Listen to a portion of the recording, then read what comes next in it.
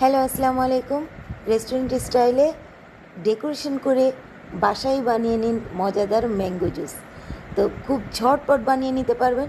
তো প্রথমে নিয়েছি ম্যাঙ্গো, তা এখানে আম নিয়েছি একটা, কেটে নিয়েছি একটু বড় সাইজের। তারপর নিয়েছি বাদাম, এটা বাদামি জুস, পুষ্টিকর এবং সুস্বাদু।